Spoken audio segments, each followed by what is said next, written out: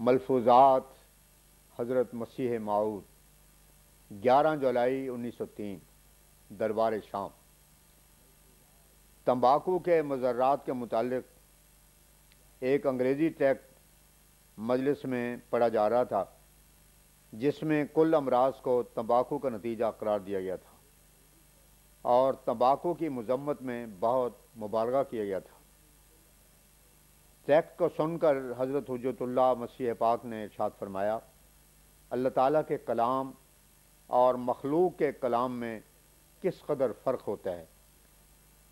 شراب کے مضار اگر بیان کیے ہیں تو اس کا نفع بھی بتا دیا ہے، اور پھر اس کو روکنے کے لیے یہ فیصلہ کر دیا کہ اس کا ضرر نفع سے بڑھ کر ہے۔ دراصل کوئی چیز ایسی نہیں ہے جس میں کوئی نہ کوئی نفع نہ ہو، مگر مخلوق کے کلام کی یہی حالت ہوتی ہے۔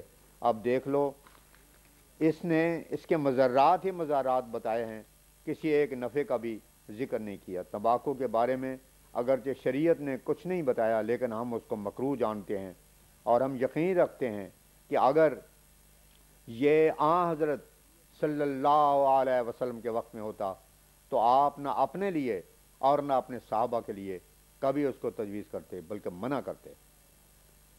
پھر فرمایا، غرباء نے دین کا بہت بڑا حصہ لیا ہے۔ بہت ساری باتیں ایسی ہوتی ہیں جن سے عمراء محروم رہ جاتے ہیں۔ وہ پہلے تو فسق و فجور اور ظلم میں مبتلا ہوتے ہیں، اور اس کے مقابلے میں صلاحیت، تقوی اور نیاز مندی غرباء کے حصے میں آتی ہے۔ پس غرباء کے گروہ کو بدقسمت خیال نہیں کرنا چاہیے، بلکہ سعادت اور خدا تعالیٰ کے فضل کا ایک بہت بڑا حصہ اس کو ملتا ہے۔ یاد رکھو، حقوق کی دو قسمیں ہیں، ایک حق اللہ اور دوسرے حق العباد۔ حق اللہ میں بھی عمراء کو دقت پیش آتی ہے، اور تکبر اور خود پسندی ان کو محروم کر دیتی ہے۔ مثلا نماز کے وقت ایک غریب کے پاس کھڑا ہونا برا معلوم ہوتا ہے، ان کو اپنے پاس بٹھا نہیں سکتے، اور اس طرح پر وہ حق اللہ سے محروم رہ جاتے ہیں، کیونکہ مساجد تو دراصل بیت المساکین ہوتی ہیں، اور وہ ان میں جانا اپنی شان کے خلاف سمجھتے ہیں، اور اس طرح وہ حق العباد میں خاص خدمتوں میں حصہ نہیں لے سکتے۔ غریب آدمی تو ہر ایک قسم کی خدمت کے لیے تیار رہتا ہے۔ وہ پاؤں دبا سکتا ہے، پانی لا سکتا ہے، کپڑے دھو سکتا ہے، یہاں تک کہ اس کو اگر نجاست پھینکنے کا موقع ملے تو اس میں بھی اسے دریغ نہیں ہوتا، لیکن عمراء ایسے کاموں میں ننگوار سمجھتے ہیں، اور اس طرح پر اس سے بھی محروم رہتے ہیں۔ غرض عمارت بھی بہت سی نیکیوں کے حاصل کرنے سے روک دیتی ہے۔ یہی وجہ ہے جو حدیث میں آیا ہے کہ مساکین 500 برس اول جنت میں جائیں گے۔ 12 جولائی 1903 بعد نماز عصر حضرت اقدس علیہ السلام نے 12 جولائی 1903 کو اندرون خانہ میں خواتین کو نصیحت کرتے ہوئے فرمایا، اگرچہ آن حضرت صلی اللہ علیہ وسلم کی بیویوں سے بڑھ کر کوئی نہیں ہو سکتا، مگر تاہم آپ کی بیویاں سب کام کر لیا کرتی تھیں، جھاڑو بھی دے دیا کرتی تھیں، اور ساتھ اس کی عبادت بھی کرتی تھیں۔ چنانچہ ایک بیوی نے اپنی حفاظت کے واسطے ایک رسہ لٹکا رکھا تھا کہ عبادت میں اونگ نہ آئے۔ عورتوں کے لیے ایک ٹکڑا عبادت کا خامدوں کا حق ادا کرنا ہے، اور ایک ٹکڑا عبادت کا خدا کا شکر بجا لانا ہے۔ خدا کا شکر کرنا اور خدا کی تعریف کرنی یہ بھی عبادت ہے۔ دوسرا ٹکڑا عبادت کا نماز کو ادا کرنا ہے۔ کوئی شخص نواب تھا، صبح کو نماز کے لیے نہیں اٹھتا تھا۔ ایک مولوی نے اسے واز سنایا، اس پر نواب نے اپنے خادم کو کہا کہ مجھ کو صبح کو اٹھا دینا۔ خادم نے 2-3 مرتبہ اس کو جگایا۔ جب ایک مرتبہ جگایا تو اس نے دوسری طرف کروٹ بدل لی۔ جب دوبارہ اس طرف ہو کر جگایا، پھر اور طرف گیا۔ جب تیسری مرتبہ جگایا تو اس نے اٹھ کر اس کو خوب مارا اور کہا، کمبخت، جب ایک مرتبہ نہیں اٹھا تو تجھے معلوم نہ ہوا کہ ابھی نہیں اٹھوں گا، پھر کیوں جگایا؟ اور اتنا مارا کہ وہ بیچارہ بے ہوش ہو گیا۔ آپ ہی نے تو مولوی سے واز سن کر اس کو کہا تھا کہ مجھ کو اٹھا دینا۔ پھر جب اس نے جگایا تو اس بیچارے کی شامت آئی۔ اس کی وجہ یہ ہے کہ جس کے پاس بہت سا حصہ جاگیر کا ہوتا ہے، وہ ایسے غافل ہو جاتے ہیں کہ حق اللہ کا ان کو خیال نہیں آتا۔ عمراء میں بہت سا حصہ تکبر کا ہوتا ہے، جس کی وجہ سے عبادت نہیں کر سکتے، اور نہ دوسرا حصہ خلقت کی خدمت کا ان سے ادا ہوتا ہے۔ خلقت کی خدمت کا یہ حال ہے کہ اگر کوئی غریب آدمی سلام کرتا ہے تو بھی برا مناتے ہیں، ایسے ہی عورتوں کا حال ہے۔ کوئی چھوٹی عورت آوے تو چاہیے کہ بڑی کو سلام کرے۔ یہ دو ٹکڑے شریعت کے ہیں، حق اللہ اور حق العباد۔ حضرت صلی اللہ علیہ وسلم کی طرف دیکھو کہ کس قدر خدمات میں عمر کو گزارا، اور حضرت علی کی حالت کو دیکھو کہ اتنے پیوند لگائے کہ جگہ نہ رہی۔ حضرت ابو بکر نے ایک بڑھیا کو ہمیشہ حلوہ کھلانا وطیرہ کر رکھا تھا۔ غور کرو کہ یہ کس قدر انتظام تھا۔ جب آپ فوت ہو گئے تو اس بڑھیا نے کہا کہ آج ابو بکر فوت ہو گیا۔ اس کے پڑوسیوں نے کہا کیا تو اس کو الہام ہوا یا وہی ہوئی؟ تو اس نے کہا نہیں، آج حلوہ لے کر نہیں آیا، اس واسطے معلوم ہوا کہ فوت ہو گیا۔ یعنی زندگی میں ممکن نہ تھا کہ کسی حالت میں بھی حلوہ نہ پہنچے۔ دیکھو کس قدر خدمت تھی۔ ایسا ہی سب کو چاہیے کہ خدمت خلق کرے۔ ایک بادشاہ آپ نے گزارا، قرآن شریف لکھ کر کیا کرتا تھا۔ اگر کسی کو کسی سے کراہت ہوئے، اگرچہ کپڑے سے ہو یا کسی اور چیز سے ہو، تو چاہیے کہ وہ اس سے الگ ہو جاوے، مگر روبرو ذکر نہ کرے کہ یہ دل شکنی ہے، اور دل کا شکستہ کرنا گناہ ہے۔ اگر کھانا کھانے کو کسی کے ساتھ جی نہیں کرتا تو کسی اور بہانے سے الگ ہو جاوے۔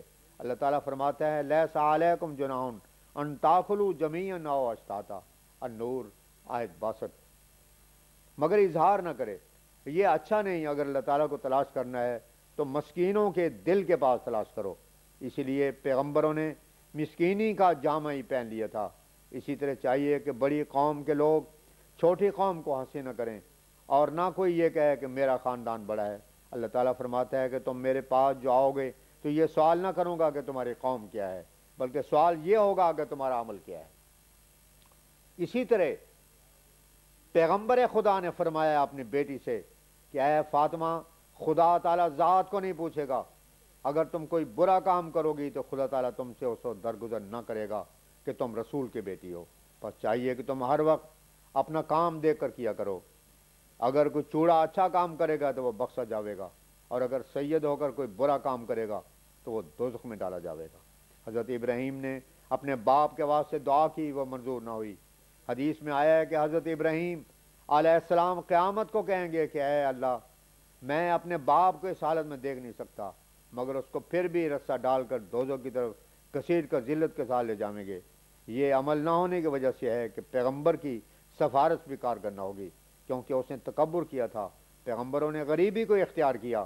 جو شخص غریبی کو اختیار کرے گا وہ سب سے اچھا رہے گا۔ ہمارے پیغمبر صلی اللہ علیہ وسلم نے غریبی کو اختیار کیا۔ کوئی شخص عیسائی ہمارے نبی صلی اللہ علیہ وسلم کے پاس آیا، حضرت نے اس کی بہت سی تواضع و خاطرداری کی۔ وہ بہت بھوکا تھا، حضرت نے اس کو خوب کھلایا کہ اس کا پیٹ بہت بھر گیا۔ رات کو اپنے رضائی عنایت فرمائی۔ جب وہ سو گیا تو اس کو بہت زور سے دست آیا کہ وہ روک نہ سکا اور رضائی میں ہی کر دیا۔ جب صبح ہوئی تو اس نے سوچا کہ میری حالت کو دیکھ کر کراہت کریں گے، شرم کے مارے وہ نکل کر چلا گیا۔ جب لوگوں نے دیکھا تو حضرت سے عرض کی کہ جو نصرانی آیا تھا وہ رضائی کو خراب کر گیا ہے، اس میں دست کیا ہوا ہے۔ حضرت نے فرمایا کہ وہ مجھے دو تاکہ میں صاف کروں۔ لوگوں نے عرض کیا کہ حضرت آپ کیوں تکلیف اٹھاتے ہیں، ہم جو حاضر ہیں ہم صاف کر دیں گے۔ حضرت نے فرمایا کہ وہ میرا مہمان تھا، اس لیے میرا ہی کام ہے، اور اٹھ کر پانی منگوا کر خود ہی صاف کرنے لگے۔ عیسائی جبکہ ایک کوس نکل گیا تو اس کو یاد آیا کہ اس کے پاس جو سونے کی سلیب تھی وہ چارپائی پر بھول آیا ہوں۔ اس لیے وہ واپس آیا تو دیکھا کہ حضرت اس کے پاخانے کو رضائی پر سے خود صاف کر رہے ہیں۔ اس کو ندامت آئی اور کہا کہ اگر میرے پاس یہ ہوتی تو میں کبھی اس کو نہ دھوتا۔ اس سے معلوم ہوا کہ ایسا شخص کہ جس میں اتنی بے نفسی ہے وہ خدا تعالیٰ کی طرف سے ہے، پھر وہ مسلمان ہو گیا۔ کہتے ہیں کہ حضرت صلی اللہ علیہ وسلم جب لڑکوں کی طرف راستے میں دیکھا کرتے تھے تو اتنی شفقت کیا کرتے تھے کہ وہ لڑکے سمجھا کرتے کہ یہ ہمارا باپ ہے۔ اللہ تعالیٰ قرآن شریف میں فرماتا ہے کہ جو عورتیں کسی اور قسم کی ہوں ان کو دوسری عورتیں حقارت کی نظر سے نہ دیکھیں، اور نہ مرد ایسا کریں، کیونکہ یہ دل دکھانے والی بات ہے، ورنہ اللہ تعالیٰ ان سے مواخذہ کرے گا۔ یہ بہت بری خصلت ہے۔ یہ ٹھٹھا کرنا اللہ تعالیٰ کو بہت برا معلوم ہوتا ہے، لیکن اگر کوئی ایسی بات ہو جس سے دل نہ دکھے وہ بات جائز رکھی ہے۔ جہاں تک ہو سکے ان باتوں سے پرہیز کرے۔ اللہ تعالیٰ فرماتا ہے کہ عمل والے کو میں کس طرح جزا دوں گا، فَأَمَّا مَنْ طَغَىٰ وَآثَرَ الْحَيَاةَ الدُّنْيَا فَإِنَّ الْجَحِيمَ هِيَ الْمَأْوَىٰ۔ النازعات آیت 38-40۔ جو شخص میرے حکموں کو نہیں مانے گا میں اس کو بہت بری طرح سے جہنم میں ڈالوں گا۔ اور ایسا ہوگا کہ آخر جہنم تمہاری جگہ ہوگی. وَأَمَّا مَنْ خَافَ مَقَامَ رَبِّهِ وَنَهَى النَّفْسَ عَنِ الْهَوَىٰ فَإِنَّ الْجَنَّةَ هِيَ الْمَأْوَىٰ. النازعات آیت 41 و 42. اور جو شخص میری عدالت کے تخت کے سامنے کھڑا ہونے سے ڈرے گا اور خیال رکھے گا تو خدا تعالیٰ فرماتا ہے کہ میں اس کا ٹھکانہ جنت میں کروں گا. قرآن شریف میں اللہ تعالیٰ فرماتا ہے کہ عبس وتولی ان جاءہ العامی وما یدریک لعلہ یزکیٰ او یذکر فتنفعہ الذکریٰ. سورہ عبس آیت 2 تا 5. اس سورت کے نازل ہونے کی وجہ یہ تھی کہ حضرت کے پاس چند قریش کے بڑے بڑے آدمی بیٹھے تھے.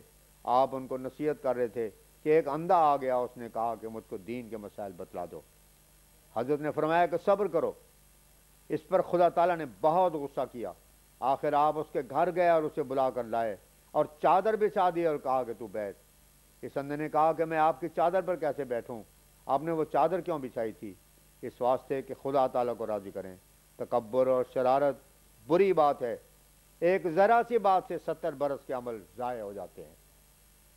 لکھا ہے کہ ایک شخص عابد تھا, وہ پہاڑ پر رہا کرتا تھا اور مدت سے وہاں بارش نہ ہوئی تھی. ایک روز بارش ہوئی تو پتھروں پر اور روڑیوں پر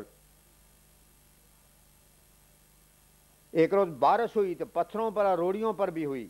تو اس کے دل میں اعتراض پیدا ہوا کہ ضرورت تو بارش کی کھیتوں اور باغات کے واسطے ہے, یہ کیا بات ہے کہ پتھروں پر ہوئی؟ یہی بارش کھیتوں پر ہوتی تو کیا اچھا ہوتا. اس پر خدا تعالیٰ نے اس کا سارا ولی پناہ چھین لیا. آخر وہ بہت سا غمگین ہوا اور کسی اور بزرگ سے استمداد کی. تو آخر اس کو پیغام آیا کہ تم نے اعتراض کیوں کیا تھا, تیری اس خطاب پر عتاب ہوا ہے. اس نے کسی سے کہا کہ ایسا کر کہ میری ٹانگ میں رسا ڈال کر پتھروں پر گھسیٹتا پھر. اس نے کہا کہ ایسا کیوں کروں؟ اس عابد نے کہا کہ جس طرح میں کہتا ہوں اس طرح کرو. آخر اس نے ایسے ہی کیا, یہاں تک کہ اس کی دونوں ٹانگیں پتھروں پر گھسیٹنے سے چھل گئیں. تب خدا نے فرمایا کہ بس کر, اب معاف کر دیا. اب دیکھو کہ لوگ کتنے اعتراض کرتے ہیں. ذرا زیادہ بارش ہو جاوے تو کہتے ہیں کہ ہم کو ڈبونے لگ گیا ہے, اور ذرا توقع بارش میں ہو تو کہتے ہیں کہ اب ہم کو مارنے لگا ہے. یہ اعتراض کیسے برے ہوتے ہیں. دیکھو تقویٰ کیسے گم ہو گیا ہے. اگر ایک دو آنے رستے میں مل جاویں تو جلدی سے اٹھا لیتا ہے اور پھر اس کو کسی سے نہیں کہتا. حالانکہ تقویٰ کا کام یہ تھا کہ اس کو سب کو سناتا اور جس کے ہوتے اسے اس کے حوالے کرتا. پھر کہتے ہیں کہ بارش نہیں ہوتی. بارش کیسے ہو؟ اللہ تعالیٰ بہت سے گناہ تو معاف ہی کر دیتا ہے. اگر زیادہ بارش ہو تو دعائی دیتے ہیں, اگر دھوپ زیادہ ہو تو بھی دعائی دیتے ہیں. ان سب حالتوں میں انسان تقویٰ سے خالی ہوتا ہے. بس چاہیے کہ صبر کرے. اگر صبر نہ کرے تو پھر کافر ہو کر تو روٹی کھانی حرام ہے. انسان کو چاہیے کہ کبھی خدا تعالیٰ پر اعتراض نہ کرے. دیکھو ہمارے پیغمبر خدا کے ہاں 12 لڑکیاں ہوئیں. آپ نے کبھی نہیں کہا کہ لڑکا کیوں نہ ہوا, اور جب کوئی غم ہوتا تو انا للہ کہتے رہے. اب اگر کسی کا لڑکا مر جاوے تو برس برس تک روتے ہیں. اگر اللہ تعالیٰ کشائش دے تو تعریف کرتے ہیں, مگر ذرا سختی آ جاوے تو فوراً پھر جاتے ہیں. ایک شخص کی یہاں بیوی فوت ہو گئی, وہ فوراً دیریا ہو گیا. انسان کو چاہیے کہ علاقہ خدا تعالیٰ کے ساتھ ایسا رکھے کہ کبھی سختی آوے تو توڑنا نہ پڑے, گویا کبھی نہیں آئی. حضرت ایوب کتنے صابر تھے کہ خدا تعالیٰ نے شیطان سے کہا کہ دیکھ میرا بندہ کتنا صابر ہے. اس نے کہا کہ کیوں نہ ہو, بکریاں بہت ہیں, آرام سے کھاتا پیتا ہے. خدا تعالیٰ نے فرمایا کہ میں نے تجھ کو اس کی بکریوں پر مسلط کیا. اس نے سب کو فنا کر دیا. اور حضرت ایوب کے خادم نے خبر پہنچائی کہ تمہاری بکریاں سب مر گئیں. آپ نے فرمایا کہ تو یوں کیوں کہتا ہے کہ میری بکریاں مر گئیں؟ وہ تو خدا تعالیٰ کی تھیں. اس نے اپنی امانت واپس لے لی. پھر شیطان سے خدا تعالیٰ نے فرمایا کہ دیکھو میرا بندہ ایوب کیسے صابر ہے. اس نے کہا کہ ہاں, اس کو یہ خیال ہے کہ اونٹ بہت سے ہیں, بکریاں فنا ہو گئیں تو کیا ہو گیا, ان سے سب طرح کے کام چل سکتے ہیں. خدا تعالیٰ نے فرمایا کہ میں نے تجھ کو اونٹوں پر بھی مسلط کیا, پھر سب اونٹ فنا ہو گئے. اور اسی طرح خادم نے خبر دی تو حضرت ایوب نے وہی کہا کہ میرے نہیں تھے, یہ تو خدا تعالیٰ نے دیے تھے, اس لیے اسی نے واپس لے لیے. پھر کیا افسوس ہے. پھر شیطان سے خدا تعالیٰ نے فرمایا دیکھا میرا بندہ کیسا صابر ہے. اس نے کہا کہ اس کے دل میں تقویت ہے کہ گائیاں بہتری ہیں, ان سے سب کچھ حاصل ہو سکتا ہے. آخر ان پر بھی اسی طرح شیطان کو مسلط کیا گیا, وہ بھی فنا ہو گئیں, اور حضرت ایوب نے صبر کیا.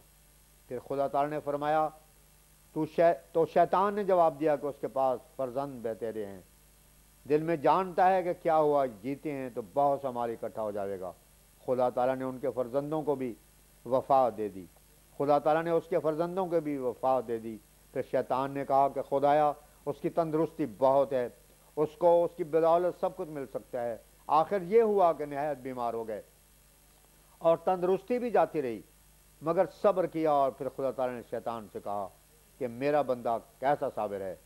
شیطان چپ سا ہو گیا، مگر ان کی بیوی جو ہمیشہ کھانا پکایا کرتی تھی، شیطان اس کو راستے میں ملا اور ایک بڈھی کی شکل میں اس سے کہا کہ تیرا خامد ایسا ہے ایسا ہے، تو اس کی خدمت کیوں کرتی ہے؟ اس نے یہ بات حضرت ایوب سے کہی۔ انہوں نے کہا کہ وہ تو شیطان تھا، تو نے اس کی بات کیوں میرے پاس کہی؟ میں اچھا ہو کر تجھ کو 100 بیت ماروں گا۔ پھر خدا تعالیٰ کی رحمت ہوئی تو ایوب علیہ السلام کے پاس فرشتہ آیا اور اپنے پاؤں مار کر ایک چشمہ نکالا، اس میں نہانے کے واسطے کہا۔ حضرت ایوب اس میں نہا کر اچھے ہو گئے اور پھر بیوی کی طرف متوجہ ہوئے، تو چونکہ آپ نے قسم کھائی تھی، اللہ تعالیٰ نے سمجھایا کہ بیوی تمہاری بے قصور ہے، صرف ایک جھاڑو بجائے 100 بیت کے اس کے بدن سے چھو دو تاکہ قسم جھوٹی نہ ہوئے۔ اب دیکھو کہ کتنا صابر ہونا ان کا ثابت ہوا۔ ان کا قصہ خدا تعالیٰ نے قرآن شریف میں باوجود کہ 100 سال گزر گئے تھے نقل کیا ہے۔ اور پھر اللہ تعالیٰ فرماتا ہے وَلَنَبْلُوَنَّكُمْ بِشَيْءٍ مِّنَ الْخَوْفِ وَالْجُوعِ وَنَقْصٍ مِّنَ الْأَمْوَالِ وَالْأَنفُسِ وَالثَّمَرَاتِ، البقرہ آیت 156۔ کبھی ہم تم کو نہایت فقر و فاقہ سے آزمائیں گے اور کبھی تمہارے بچے مر جائیں گے۔ تو جو لوگ مومن ہیں وہ کہتے ہیں کہ یہ خدا تعالیٰ کا ہی مال تھا، ہم بھی تو اسی کے ہیں۔ پس خدا تعالیٰ فرماتا ہے کہ انہی لوگوں نے جو صبر کرتے ہیں میرے مطلب کو سمجھا ہے، ان پر میری رحمتیں ہیں جن کا کوئی حد و حساب نہیں۔ تو دیکھو کہ یہ باتیں ہیں، ان پر عمل کرنا چاہیے۔ غریب آدمی کے ساتھ تکبر کے ساتھ پیش نہیں آنا چاہیے۔